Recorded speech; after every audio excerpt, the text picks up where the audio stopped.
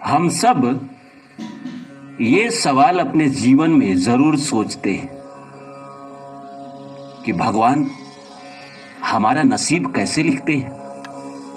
वो कौन सा आधार है जिस आधार पे भगवान मनुष्य का जीवन लिखते हैं। किसी को वो राजा बना देते हैं, तो किसी को फकीर, तो किसी को गरीब, किसी को बहुत सुंदर बना देते हैं, तो किसी को बहुत कुरूप, किसी को बहुत घमंडी बना देते हैं, तो किसी को बिल्कुल सीधा साधा। ये क्या है और इसका आधार क्या है? ईश्वर के पास कुछ भी लिखने का? क्या उनके पास कोई कंप्यूटर है, कोई डाटा है, या कुछ ऐसा है जिससे वो सारे मनुष्यों का कर्म पढ़ पाते हैं, जान पाते हैं, सब पर कैमरे की तरह नजर रखते हैं? क्या करते हैं ईश्वर?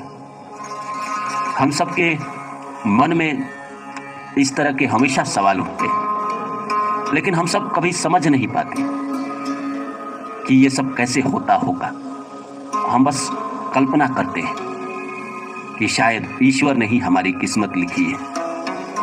लेकिन अगर मैं कहूं कि ईश्वर ने आपकी किस्मत नहीं लिखी है, तब आप क्या कहेंगे? इसका मतलब है कि ईश्वर कुछ नहीं करते हैं? नहीं, करते सब वही हैं, लेकिन वो आपको आजादी देते हैं कुछ चीजों की। हम जब इस धरती पे आते हैं तो हमारे पास एक कर्म होता है। ये कर्म कौन लिखता है? क्या ईश्वर नहीं लिखते हैं? अगर ईश्वर नहीं लिखते हैं तो कोई डॉक्टर, कोई इंजीनियर, कोई एक्टर, कोई बेरोजगार, कोई रिक्शा वाला, कोई ठेला वाला, कोई राष्ट्रपति, ये सब कैसे बन जाता है? सोचने सी बात है। कोई मुकेश अंबानी बन जाता है, कोई हम जैसा साधारण इंसान ही बना रहता है। कारण क्या है? तो आइए इस विषय पे आज बात करते हैं। तो नमस्कार दोस्तों, और जैसा कि आप सभी जानते हैं कि मैं आपके लिए कविता, कहानी और मोटिवेशनल वीडियो लेकर आता हूं। इसी श्रृंखला में आज लेकर आया हूं कि भगवान कैसे हमारा नसीब लिखते हैं। उनके पास क्या आधार है हमारे नसीब को लिखने का? तो आइए शुरू करें। शुरू करने से पहले आप सभी से आग्रह है कि आप मेरे चैनल को सब्सक्राइब कर दीजिए और जितना हो सके शेयर करिए।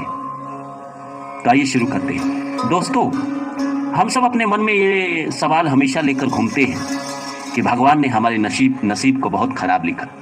ईश्वर ने ही हमें ऐसा नसीब दिया है कि हमारी पूरी जिंदगी बर्बाद हो गई, या ईश्वर ने हमारे को ऐसा नसीब दिया है कि वाह क्या कहे। क्या अपने को तो नहीं, लेकिन दूसरे को देखकर जरूर लगता है। ये कैसे होता है? इतनी दुनिया में आबादी है, 8 अरब की आबादी है। सबका नसीब भगवान अगर लिखे तो कितने दिन में लिख पाएंगे? रोज सिर्फ हिंदुस्तान में 16 लाख बच्चे पैदा होते हैं। पूरी दुनिया में कितने होते होंगे? कैसे इन सब का नसीब लिखा जाता है? हम सब समझ नहीं पाते, लेकिन हम लोग जानना जरूर चाहते हैं कि ये कैसे होता है। दोस्तों, मैंने आपको शुरू में ही कहा था कि भगवान हमारे नसीब को नहीं लिखते, हम लिखते हैं। हमारा प्रारब्ध ही लिखता है। तो आप कहेंगे तो प्रारब्ध भी तो ईश्वर को ही पता है ना? नहीं, ईश्वर को नहीं पता है। आपने भगवान कृष्ण को गीता में कहते हुए सुना था कि हमारी जो आत्मा होती है वो कभी नष्ट नहीं होती, वो कभी नहीं मरती है। आत्मा हर जीवन में शरीर बदलता है। वो आत्मा के पास आपकी सारी डाटा मौजूद है। वो आत्मा ही है, वो आपकी ही आत्मा है जो आपके कर्म को लिखती है। जैसे ही है, वो आपकी ही आत्मा है जो आपके कर्म को लिखती है। जैसे सिगमंड फ्रायड कहता है कि ब्रेन के 3 हिस्से होते हैं, कॉन्शियस, सबकॉन्शियस और सबकॉन्शियस। उसी तरह हमारे शरीर में भी 3 शरीर होते हैं। स्थूल शरीर जो ऊपरी शरीर है, सूक्ष्म शरीर और अति प्राणवाहक शरीर जिसमें आत्मा का वास होता है। इस स्थूल शरीर यही रह जाता है। सूक्ष्म शरीर और प्राण जिसमें आत्मा रहता है, वो शरीर हमेशा ट्रैवल करता है। आपकी बुद्धि, आपकी आत्मा हमेशा अगले जन्म में जाती है। उसी के आधार पे आप कर्म करते हैं। उसी के आधार पे आपके पास ग्रहों की एनर्जी आती है। ये ग्रह उसी तरह काम करते हैं जो आपकी आत्मा इनको आदेश देती है। हम सब परेशान ज़रूर रहते हैं कि हमारे साथ ऐसा क्यों हो रहा है, लेकिन आप ज़रा सोचिए ना, ये करता कौन है? आपके जीवन में दुख या सुख या किसी से लड़ाई या कोई आपने पद पाया, ये करता कौन है? सब तो करते आप ही हैं। बस आपकी आत्मा को सब चीज़ पता है। जैसे मान के चलिए, मैं आपको एग्जाम्पल के रूप में समझाता हूँ। इस जीवन में आपने किसी को 10 रुपये दान दिए, उस समय आत्मा जो है आपकी, वो कुछ नहीं करती है, बस उसका फोटोग्राफ खींचकर अपने पास रख लेती है। ये आपने पुण्य किया, किसी को आपने खाना खिलाया, तो आपके आत्मा को तो पता है कि आप मदद कर रहे हैं। आपकी आत्मा ने तुरंत उसका फोटो खींच लिया। इस जन्म में किसी को आपने गाली दिया, आपकी आत्मा को कोई लेना देना नहीं है कि आपने किस उद्देश्य से गाली दिया। आपने बुरे समय में गाली दिया या अच्छे समय में गाली दिया, आत्मा फोटोग्राफी की तरह है। वो हर अच्छे और बुरे कर्म को सहेजती है और इसी आधार पे आपका प्रारब्ध या आने वाला जीवन बनता है। और इस जीवन में आपको पुण्य और पाप मिलते हैं। लगे रहा ये लोगों का संबंध, तो आपकी आत्मा ही तो है जो लोगों को जानती है, लोगों की आत्माएं को जानती है। आप किसी मनुष्य के लिए तो कुछ करते नहीं है। आपका आत्मा उस मनुष्य की आत्मा को जानता है कि किससे आपका रिलेशन बचा है, किसका पेंडिंग कर्म बचा है, किसने आपके लिए क्या किया था, किसने आपके लिए दुख पहुंचाया था। वो आत्मा ही उस आदमी को ढूंढ लेती है या उसकी आत्मा आपकी आत्मा को ढूंढ लेती है और इसी आधार पे जीवन चलता है।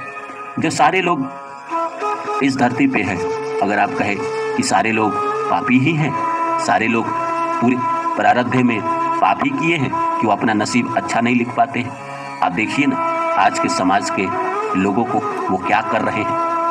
आज आपको देखकर लगता है कि ये सारे लोग एक विनाश की तरफ जा रहे हैं। ऐसा पहले भी तो था। पहले भी तो लोग अपने स्वार्थ के लिए किसी का भी गला घोट देते थे, किसी को भी नीचा दिखाने के लिए कुछ भी कर देते थे। घमंड अहंकार पहले भी तो था। पहले तो एटलीस्ट ज़्यादा था कि लोग युद्ध में लाखों लोगों को मारते थे, आज तो कम है। तो भगवान को अगर देखा जाए तो भगवान आपका नसीब नहीं लिखते हैं, वो नसीब आप ही लिखते हैं। आप ही की एनर्जी है जो सारी चीज़ें करती है। कोई भी शब्द जब आप यूज़ करते हैं वो ब्रह्मांड में टकराकर किसी जन्म में आपको वापस मिलती है। आपको लगता है कि मैंने तो बस ऐसे ही बोल दिया। इसीलिए तो हमारे शास्त्र में लिखा हुआ है कि कोई भी शब्द तौल के बोलो, क्योंकि ये एक दिन तुम्हें वापस मिलेगा और कुछ नहीं है। वो आप ही की एनर्जी है जो ब्रह्मांड में टकरा रही है, वहाँ से वो लौट कर आती है आपके पास। वो ग्रहों के द्वारा आती है। ये ग्रह जो ब्रह्मांड में घूम रहे हैं, ये जो शनि और ये राहु जो घूम रहे हैं, वो आपकी एनर्जी को कैप्चर करते रहती है और फिर किसी जन्म में आपको वापस देती है। हमें लगता है कि भगवान ईश्वर ये हमारा नसीब लिखते हैं, जबकि ये हमारा नसीब नहीं लिखते हैं, बल्कि आप ही अपना नसीब लिखते हैं। अगर मैं बात करूँ 144 जन्मों की, तो 144 जन्म में इससे पहले आपने कितना जन्म लिया है ये तो आपको पता नहीं। कई लोग हमारे वीडियो पर सवाल करेंगे, अच्छा ठीक है, मान के चला कि मैंने प्रारब्ध में अच्छे और बुरे कर्म किए हैं तो मुझे इस तरह का नसीब मिला और मेरा आत्मा अच्छा और बुरा कर्म करवा रहा है मुझसे, लेकिन उस आदमी का क्या जिसका पहला ही जन्म है? वो उस इंसान को आपने देखा होगा ना अपने जीवन में, जो बेचारा बहुत सीधा साधा रहता है, जिसे कुछ पता ही नहीं है, वो बस जिंदगी जीता है। उसे ना भाग्य का ठीक है ना कर्म का ठीक है। वो जन्म तो लेके आया है, लेकिन इतना सीधा है कि हर किसी को उस पर प्रेम आता है। आपने वैसे लोगों को देखा है इस धरती पर? बहुत लोग मिलेंगे जो पहला जन्म लेकर आते हैं, उनको दुनियावी चीज़ों का कुछ पता ही नहीं रहता है। वो बस खाना खाते हैं, सोते हैं, जागते हैं, दुनिया जो उन्हें बताती है वही करते हैं। आपके आसपास ऐसे लोग होंगे जो जिसको बहुत कुछ पता नहीं है, लेकिन वो फिर भी दुखी नहीं है, वो खुश है, क्योंकि उसके प्रारब्ध में कोई कर्म बाकी नहीं है। इस जन्म में जो लोग या उसके आसपास के लोग उससे जो कर्म करवा रहे हैं या उसे जो समझ या नासमझी में जो वो कर्म कर रहा है, वही उसका प्रारब्ध है, आने वाले जीवन में बन जाएगा।